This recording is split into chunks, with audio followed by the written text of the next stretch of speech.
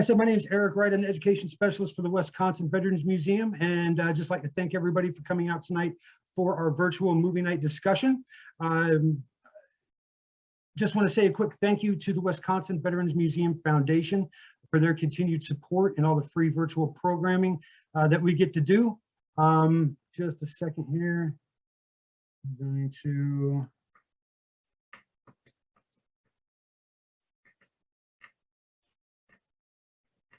and also I'd like to thank the foundation's sponsor, Generac Power Systems, for their continued support as well. Without those two organizations, we would not be able to do all this free virtual programming that we do, with movie nights and our trivia nights and all of our authors that we have coming into the museum to speak, our curator conversations, and a whole host of other virtual programs. So thank you again to those two organizations. And of course, thank you to everybody for showing up tonight. Tonight, we are going to be talking about the 1966 film Is Paris Burning, directed by René Clément, who has quite an international acclaim, but really didn't make a name for himself here in the US, but just pretty much well known all around the rest of the world. Cinematography, same thing as René Clément, not really much of a US presence, but internationally recognized a cinematographer, Marcel Grignon. This film stars Gert Frobe as General Poltitz. Very good character in my opinion. And you'll remember Gert from The Longest Day perhaps, and he was also Goldfinger in the James Bond film Goldfinger. American stars that were in this, some of them quick cameos, but Orson Welles, I really liked his performance. Kirk Douglas as General Patton, which was odd. Glenn Ford also as General, oh geez, Chris, help me out there. I forget which general. Was that Bradley? Bradley, yes, thank you very much, it was. And then some really wonderful but yet stock German characters that we see in these typical World War II movies from this time. Wolfgang Priest and Günther Meisner, both were in The Longest Day.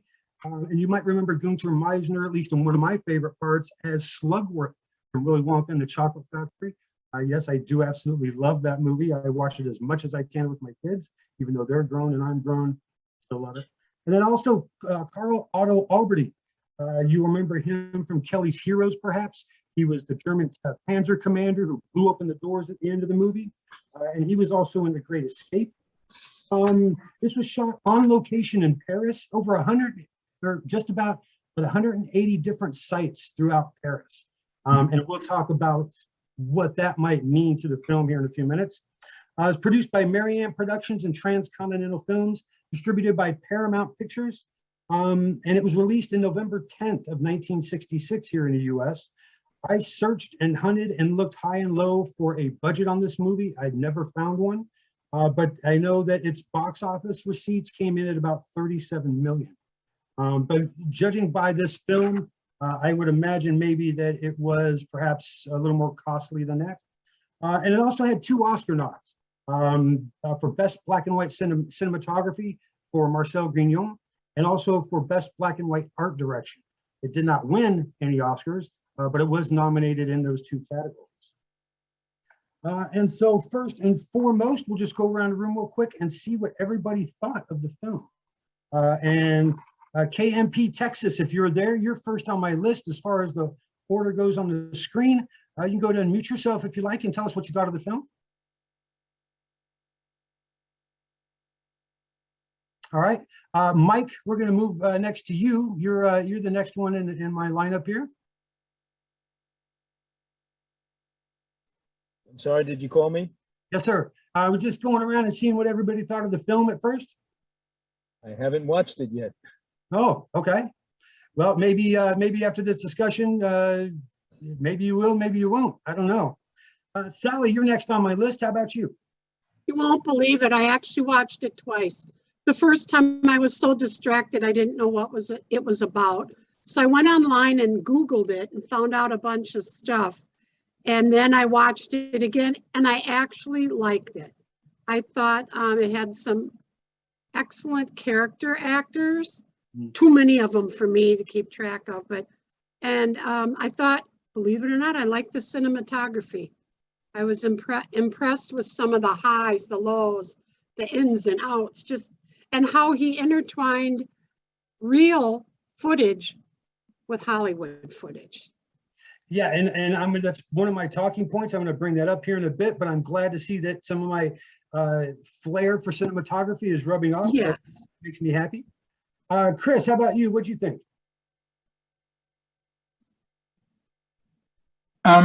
I liked it. I thought it was overlong, frankly. I mean, it gets to the 2-hour point, and all of a sudden you get this intermission sign in it that, for about 5 minutes so I thought, if you got a movie that's got an intermission, you got a really long movie, and it better be good. I just thought there were some scenes that could be pulled out of it, Agreed. even deleted or tightened up. The thing about the cinematography was kind of interesting because it seemed to vary across the non-World War II footage. Some of it looked almost like what you'd see on daytime soap operas. Very, it was almost like they were filming it real time.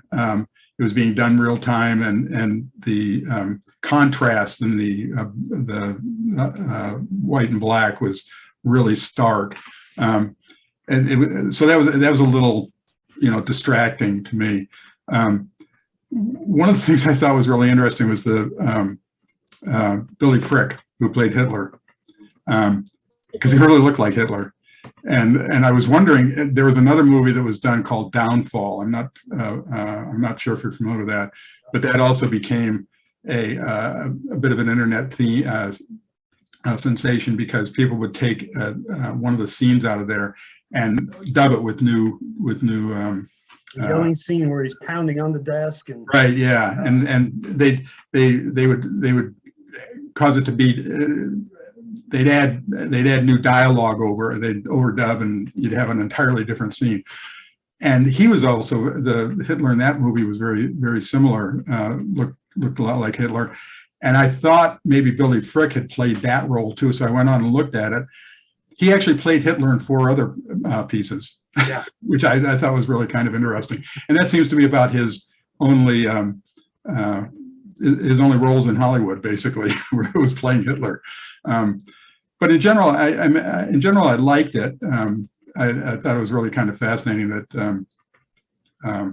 Francis Ford Coppola and Gore Vidal had written the script for this thing, and I sort of got it. To me, that particularly Gore Vidal's participation I thought came through on that. But in general, I liked it, and I'm sorry I talked so long about it. That's okay. Hey, Charlotte, we're going to go to you next. How did you like the film, Charlotte? I liked it very much, and I also read the book. Oh, did you? Okay. And I just wondered how much of it was accurate historically. And we'll go into that a little bit. Let me take that note down so we can answer that question. And then lastly, Aaron, how did you like the film?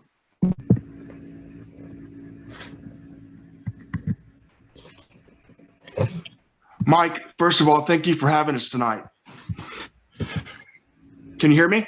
Yeah, we sure can. No problem. Okay. First, I love the film. The cinematography was obviously great. Francis Ford Coppola is one of my favorite directors, screenwriters, and Orson Welles is one of my all-time favorite actors. And to see it all put together was wonderful.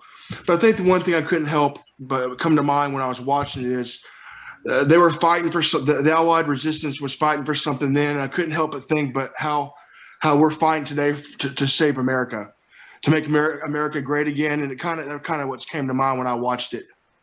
All right, that's an interesting take for sure. I'd like to go back just real quick to Charlotte's point about how much of this film was actually historically accurate.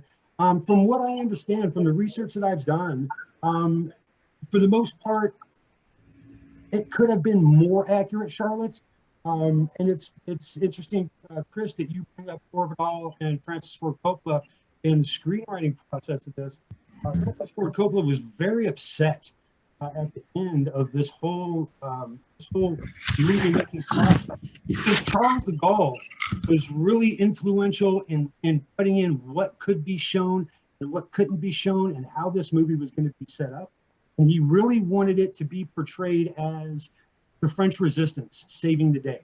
Not the Americans, certainly not the communists that were resisting in Paris as well, certainly not other underground elements that they had working in Paris at the same time, but the Republican resistors.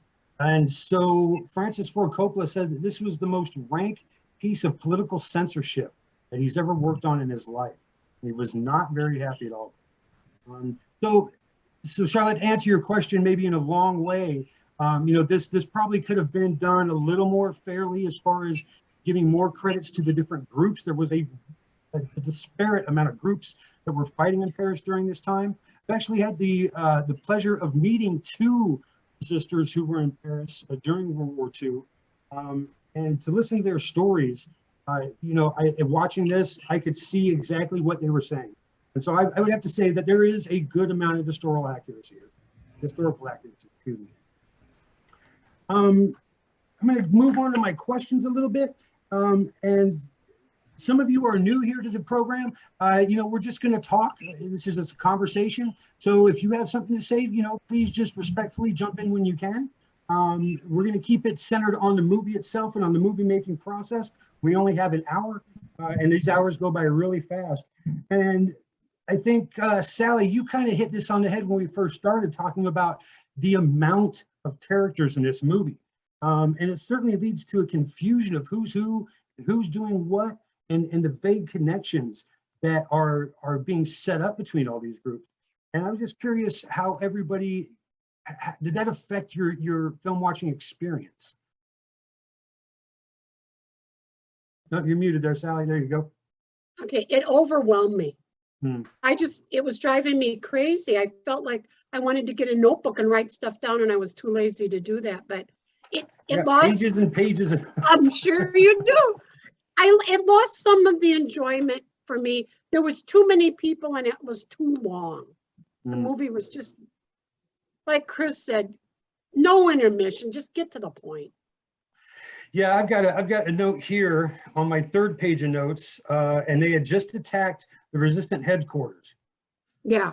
Okay. And I'm looking at this film and I'm like, okay, there's a whole story here already. And I hit the pause button and there's still 2 hours left. And I was like, oh, are you kidding me? No. Okay. Aaron, do you have something to add to that about the confusion of characters? Mike, that was an accident. I accidentally pushed the wrong button there. No, not at this time. Okay. And go ahead, Chris. Yeah, I had the same problem with that Sally had. In fact, I did screen grabs of the cast afterwards as I was looking at it, because I thought I'm not going to be able to follow any of this stuff unless except for the well-known actors. I'm not going to be able to figure out what's going who's who unless I have the lineup. You can't tell the players without the lineup card. So that's what I had. I think I sent you a copy of those screen grabs because it was really overwhelming. Yeah, and I think one of the things that maybe exacerbated that problem was the fact that we're not familiar with a lot of those actors. There's a lot of French actors in there. Some of the German actors we had seen from time to time in other World War II movies. And then, of course, the American stars that did their cameos. But a lot of the main central characters we just weren't familiar with. And so trying to keep them separate was a little difficult. And then as well, they would introduce characters. They would play some small part and we'd never hear from them again. We don't know what happened to them. They just kind of disappeared. And I kind of found that a little frustrating as well. I didn't. I thought the Leslie Caron character would show up more in the movie, but she comes in and then disappears. Within the first, half hour at most? Yeah. Yeah, and then gone. As we go through these questions, you are going to find that I did not care for this movie very much at all. Sally, I'm surprised you watched it twice. I could barely make it through once. I was about to hang myself, honestly. I was really expecting, when I chose this film, I was expecting it to be a little more European. I thought we were going to get a little more flair and a little more art, maybe something that we usually don't get in American films. And within the first 15 minutes, I realized that this is The Longest Day Part 2, pretty much. And by that, I mean, the black and white film, major World War II event, docudrama type of, shooting, and an international cast of stars, quick short scenes. I was really unimpressed.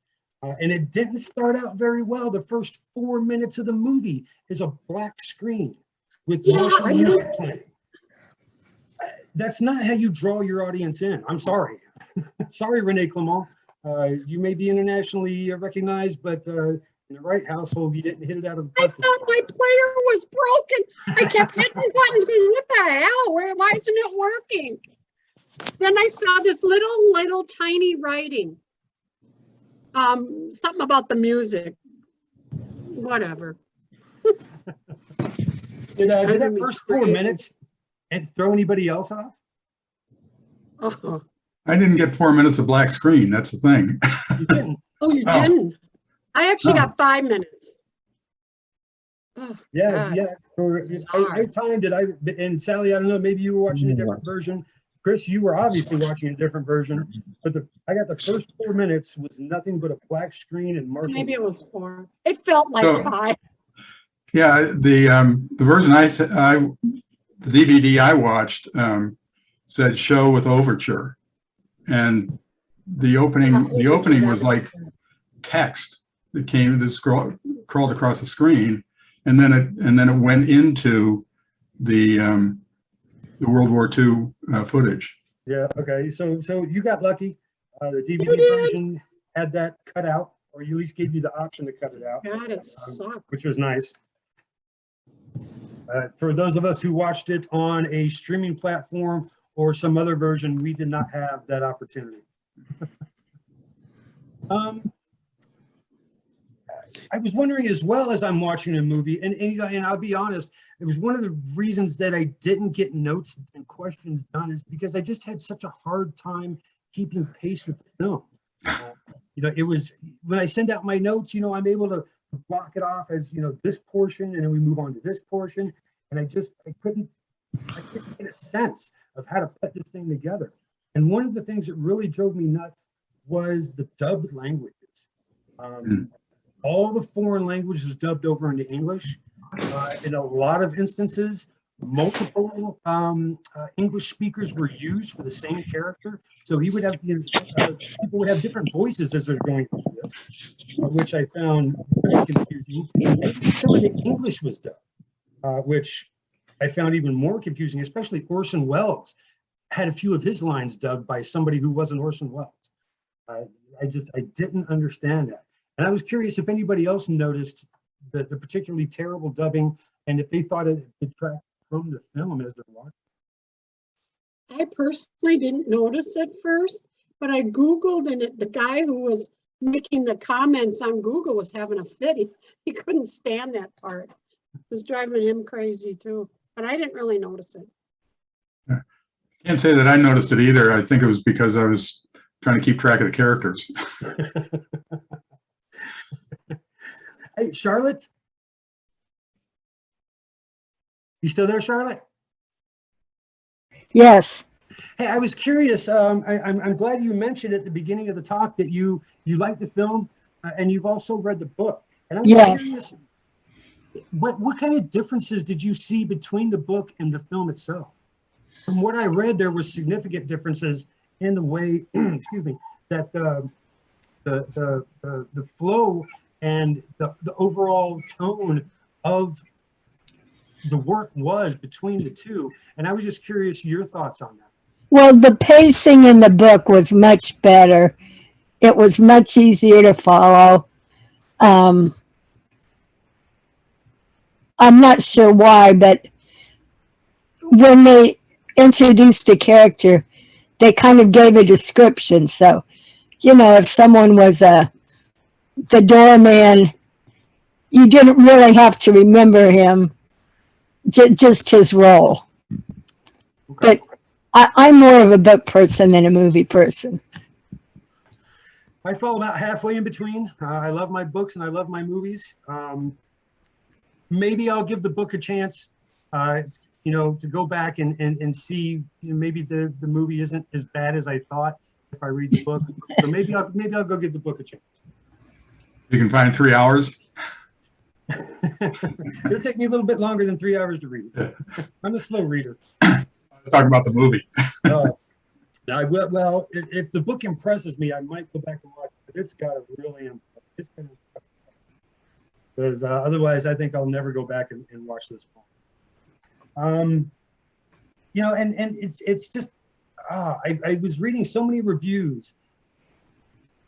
I couldn't find many that were good, and I found one in particular that summed it all up. This reviewer said, this movie was directed by international superstar director René Clément, written by Gore Vidal and Francis Ford Coppola, scored by Maurice Jarre, and international cast of stars starring in it.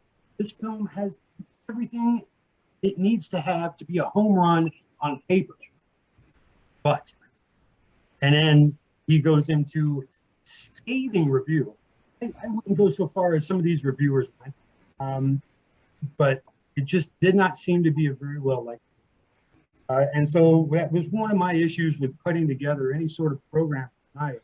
I did kind of fall along those lines. I really found it difficult to get something together to go for tonight. So, I was going to say, it sounds like you had the same reaction to this movie that Roger Ebert had to the movie North, where he started out his review with hated it, hated it, hated it, hated it. Like I said, I wouldn't be that harsh. I'd be a little bit nicer than that. But and actually, I did kind of like the movie North. I thought it was kind of.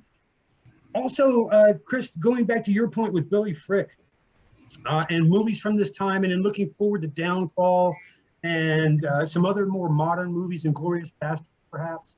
But when you look at these World War II films from the 50s, the 60s, and the 70s, I've noticed that there seems to be kind of like a dilemma between the movie makers in all these films. And that dilemma is to whether or not to show them. There's a lot of World War II films that I've seen where we'll see the back of his head, we'll see him leaving a room, but we never see his face. And then there's others that are not afraid to go out and show his face, like this one. And I was just curious what people think of that. Have you noticed that as well? And what do you think might be the reasons for choosing one or another aspect?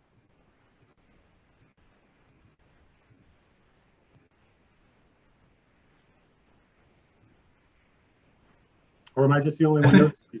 Well, I think the reason for not showing it would be to not to sort of treat the character as an evil archetype, and not give it a face.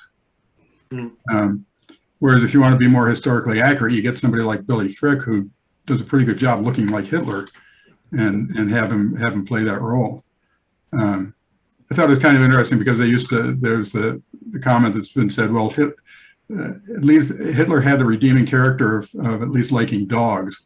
And so they open up the scene with Hitler with him playing with a dog. And by the way, today is National Dog Day. For those of you who are pet owners, happy National Dog Day to your dog. Anybody else have a take on that, whether or not to actually show the visage of Hitler?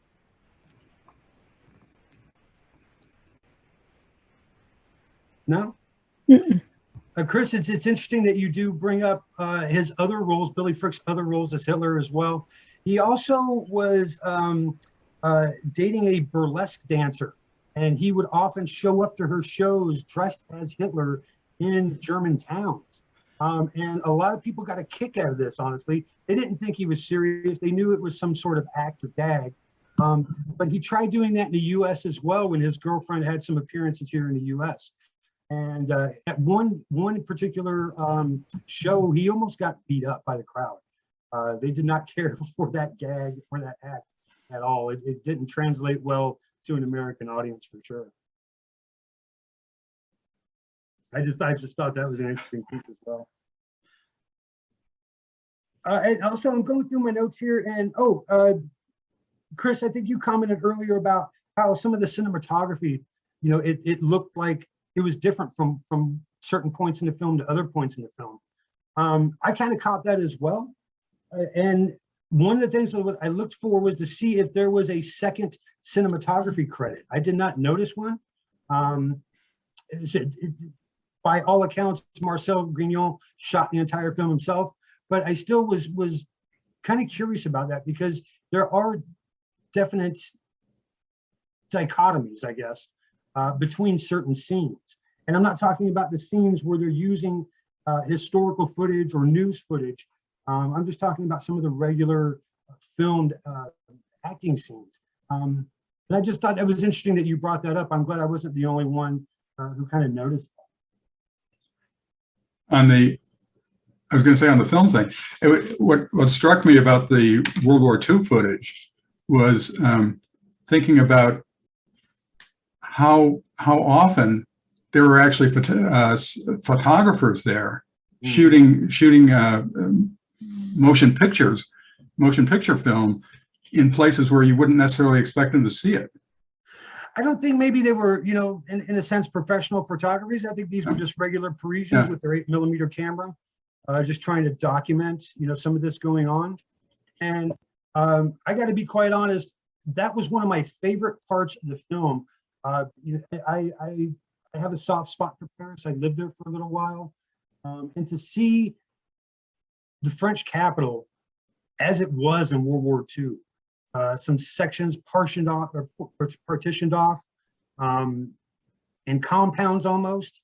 And then just seeing just how, I don't want to say destroyed, but just how they treated that town. I just thought that was really fascinating. And not only with the historical footage, but I think René Clément did a really good job in just making some scenes look just like the historical footage as well. And I also enjoyed the fact that they didn't stick with just the tourist hotspots.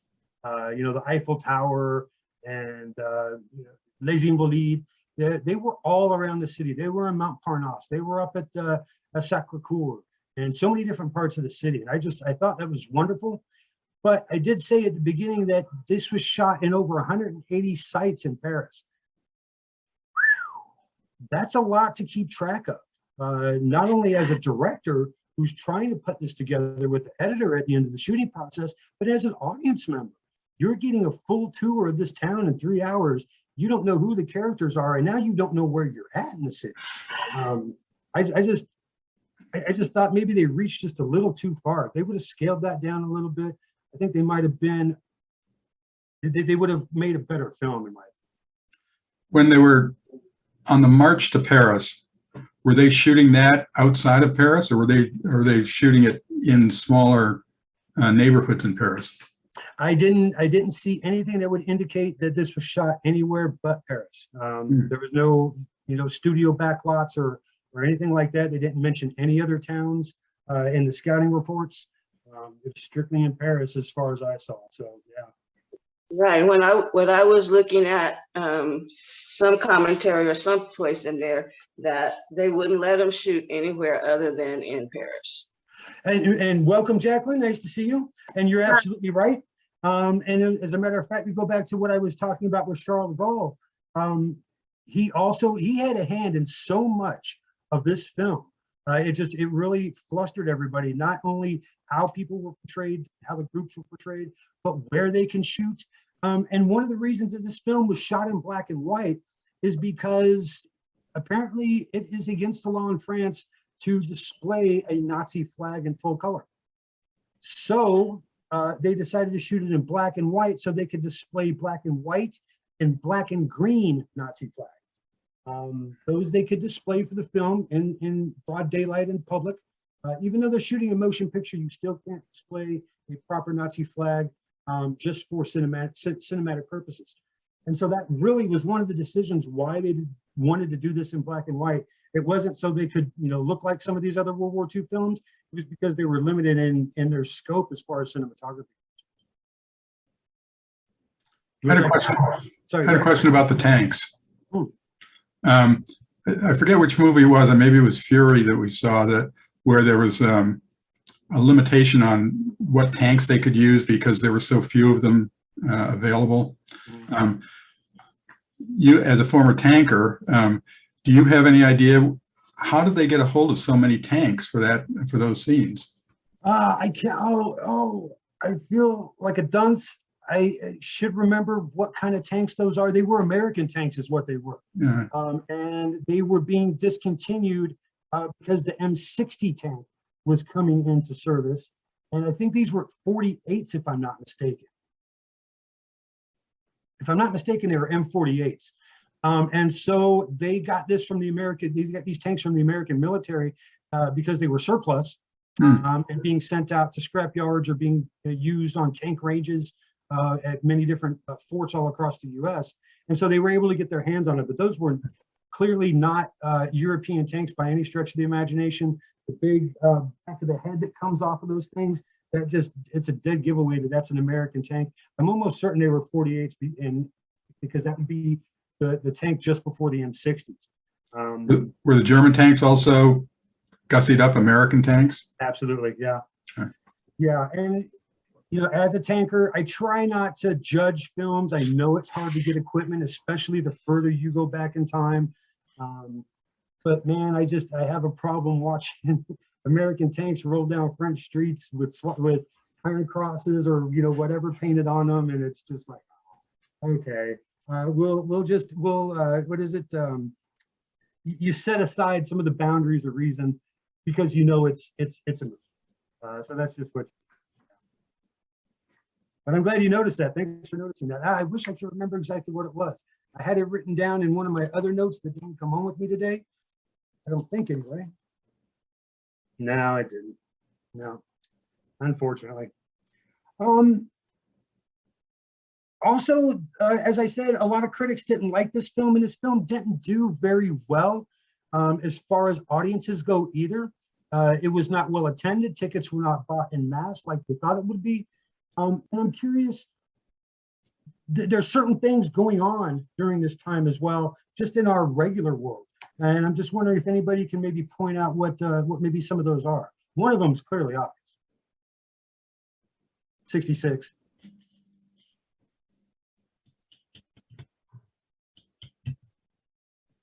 Vietnam. Yeah, we're over in Vietnam this time. Yeah, You know, sorry, go ahead, Charlotte. Vietnam and civil rights and Yeah, and you know, and so seeing a film about military exploits, you know, during this time of severe protest against war and just the treatment of humanity in general, it doesn't go over so well. But also there's some things that Charles de Gaulle is doing right now too that really put a damper on how this film was received. And also in 1966, if I'm not mistaken, it was in July, no, maybe it was June, he basically demanded that the U.S. pull out of Vietnam in a very public manner. And I think maybe that might have hurt some of the attendance numbers as well. Charles de Gaulle really made a name for himself in World War II, but afterwards, when he became president of the French Republic, some of the things that some of his characteristics came to light, and they weren't great characters. He was very self-centered. He was very egotistical. He took a lot of credit for things that other people did. And by this point in time, it is pretty much well documented that he is taking credit for a lot of things that the resistance groups did, particularly the communist groups. So he's not a well-liked figure in France, much less in the US. And also, it was right about the same time in '66 that he pulled France out of NATO altogether, just pulls them out. And that really didn't set well with a lot of other countries, to include the US. So I think these were things that really hurt the film's release at the time. Not to mention all the things that we've already talked about, but it's always interesting to bring in, you know, external components to see how it does affect, you know, Hollywood and the filmmaking process. I kind of suspect the length of the film probably had a lot to do with it. Yes, Chris, I think you're pretty close on that one. Once people found out it was 3 hours long, that's a long time to watch a film in your living room. Yeah. Just sit I in mean, the movie theater. I mean, there are movies that have done that. I think Steven Spielberg's Shoah, which was, I think, what, 6 or 8 hours, something like that. Which, Yeah, but that really wasn't intended for a theatrical release. yeah, but it still played in theaters. I think my recollection is that it played like over 2 different nights. You had to commit yourself pretty much, and that didn't necessarily do all that well. But there are movies that have been well received, critically anyway, that have the length problem. But this Saving one, Private Ryan and Dances with Wolves are 2 that come to my mind. Those are easily 3-hour movies, and you don't even notice it. Sorry, what's that, Jacqueline? Gone with the Wind. Oh, Sally, yeah. Yeah, Gone with the Wind, yeah. And they have an intermission and people didn't mind. Because they were all smokers, but whatever. Unfortunately, I am as well. So I do like those intermissions when they come along in the theater. So make no mistake. And I think we talked a little bit already about the director, Renee Clement, incorporating the actual documentary footage within the film. And it seems to be that everybody is generally accepted of that. What do you think of the choice of some of the documentary footage that you put in? And by that, I mean quality, angle, vision. For me, it enhanced the movie because it stayed black and white, obviously, like the movie, and it blended well. I sometimes couldn't tell if it was the movie or footage, newsreel footage. So I kind of like it. It was more realistic too. Yeah, that True. during that period of time, because I know we were in where were we at? We were in Arizona in the 60s and up in Page, and we had to go to the movies to watch the news actually. Because they were up there, so everything was black and white. So it was it does, when it is like that, it does lend itself a little bit better to be incorporated into the film. I found some of the footage that they used. There was a big difference between a lot of the different types of footage. Some of them were nice and crystal clear. Some of them were really grainy. And of course, like I said, you have to suspend some sort of element of belief when you're watching a film. You have to kind of, just forget about those sorts of things. And this is, of course, a time before CGI and before any sort of, computer modeling or anything like that, or going over these documentary pieces and really making them, sharp and crystal clear. So you really can't fault them for that. And like I said, I kind of enjoyed just looking at the different shots of Paris and how it looked during the occupation. It's not a viewpoint that we get too often. So I did appreciate that. But at the same time, there was some shots that were like, oh, wow, that looks great. And there were others, it was just like, oh, that just looks so bad. Oh, but you have to forego that. I kind of like the scenes of the at the end, the liberation. I thought those were really effective. It gave a sense of the scale of the relief that the Parisians felt, and it kind of reminded me of some of the still shots and that we've seen in the past of what it was like on VE Day in New York City, particularly the kiss, that famous kiss scene. Just the relief, the celebration. I thought that came across very effectively. And you sort of got a sense that whatever led up to it was worth it. How does everybody feel about the director all of a sudden at the very end switching the color?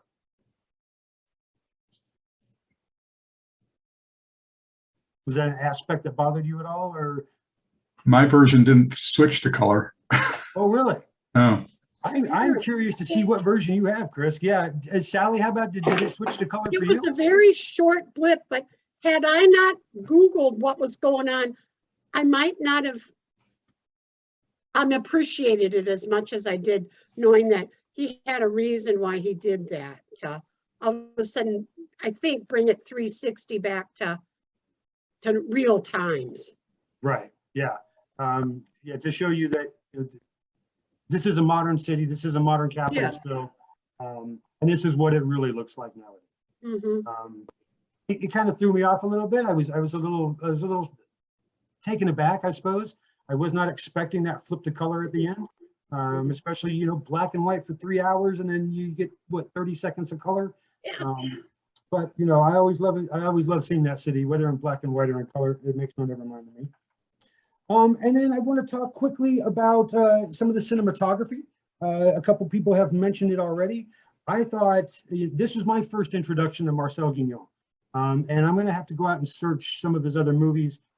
I hope my French is not as terrible as I think it is.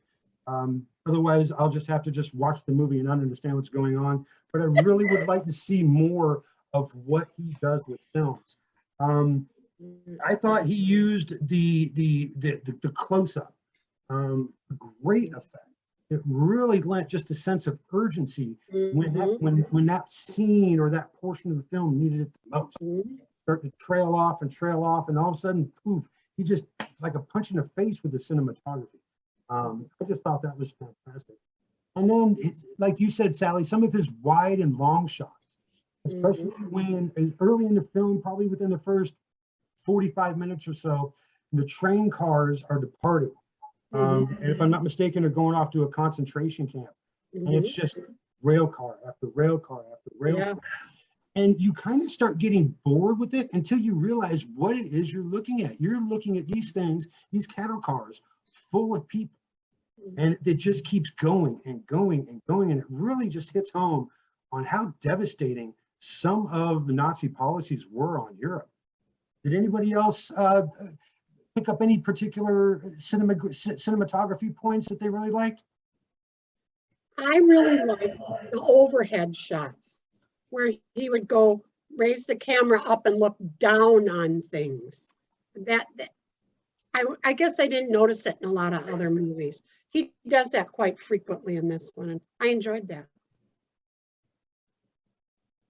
Yeah, that overhead shot, we talked a little bit about that when we watched The Longest Day. That was used a good effect in that film as well. And that's maybe another reason why I'm reminded of The Longest Day when I was watching this.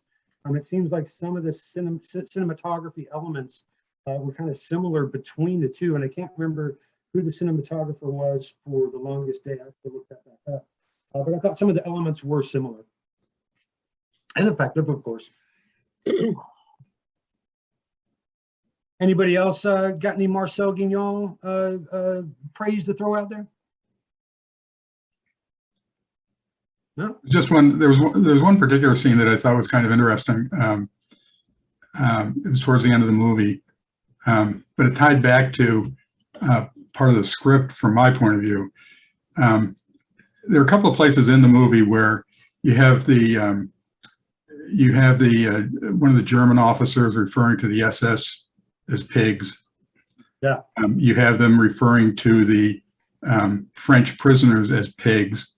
And then at the very end, you have this wide shot on one of the boulevards of, I think it was a Nazi soldier herding a group of pigs across the road.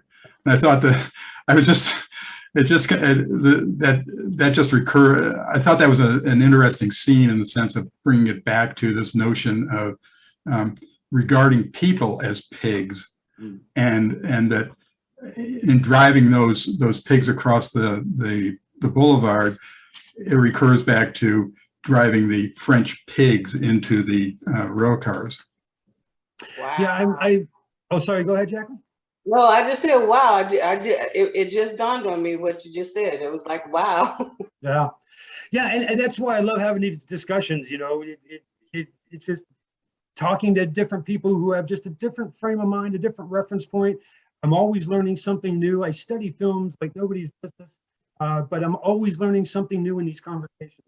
And that's one of the reasons why I like doing this movie night so much. And then Chris, kind of to your point with the pigs, You know, it's maybe it's kind of surprising that there was no scenes of frogs jumping around because they used that term quite a bit too. In fact, I have a quote here somewhere about frogs. No. No. And then before we get into my last and final question, I just want to talk about Orson Welles a little bit. I think he was the shining spot in this movie. I think without Orson Welles, and he didn't have a whole lot to do, but I think without Orson Welles, I may not have finished watching it. I might have shut it off. Did anybody else really enjoy his performance? I did. I loved it. Yes. Yeah, his line. He's talking at the very beginning to what's her name, Carol. Leslie Caron. Yes, Leslie Caron. And he's talking about a dinner that he was at with her husband, and there was a wonderful moose served. And then it's like 10 minutes later, it dawns on, oh, who's a trout? Who's a trout? And I just love the way he delivers that line.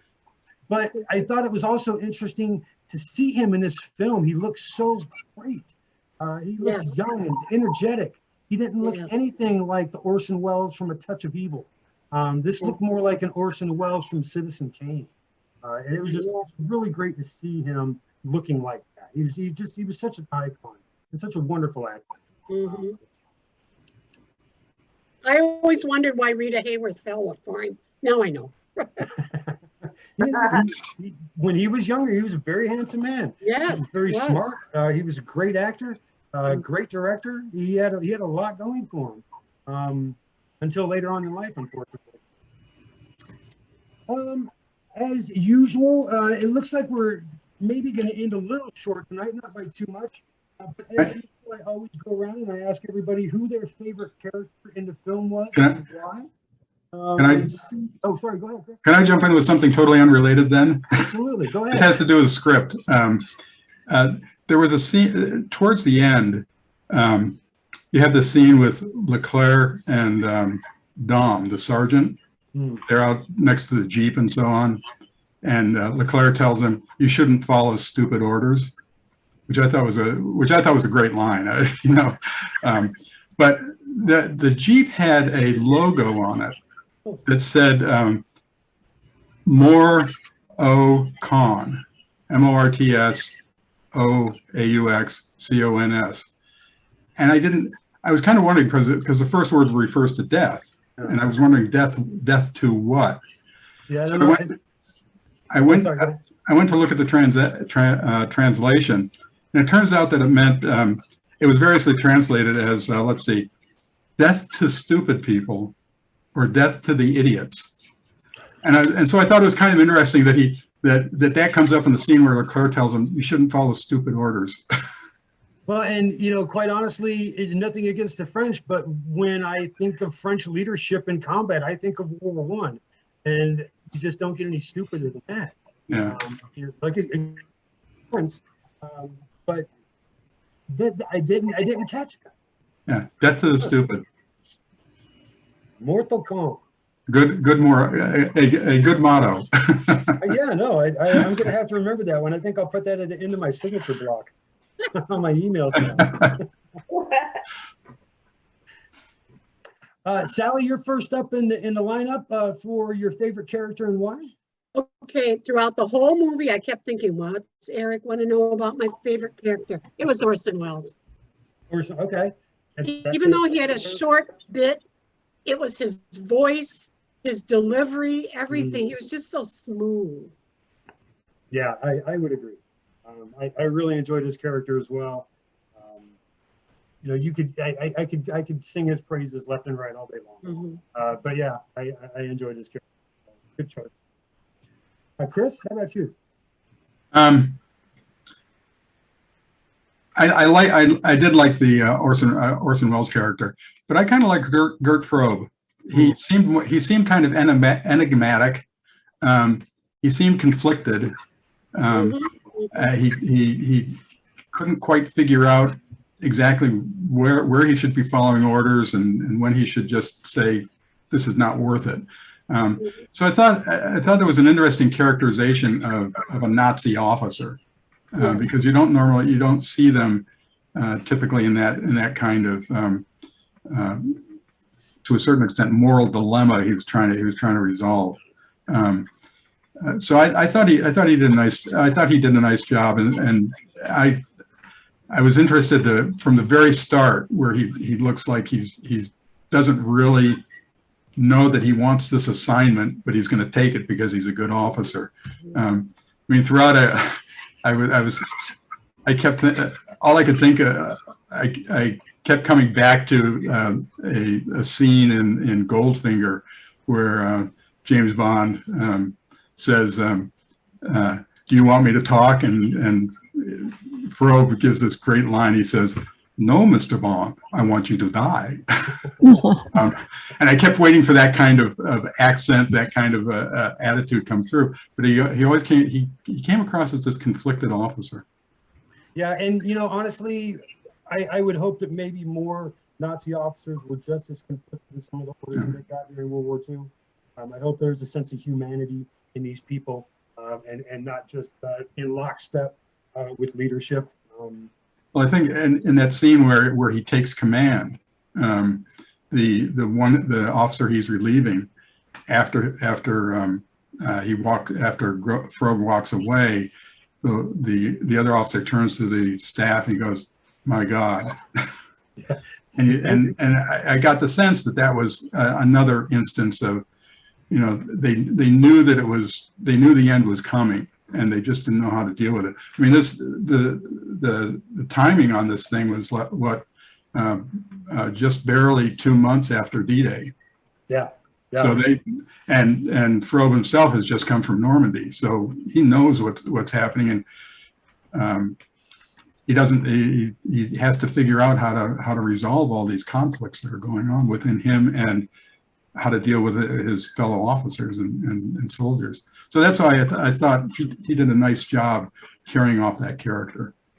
Excellent. Yeah, another good choice. Jacqueline, how about you? Who is your favorite character and why? I like Leslie Caron. Okay.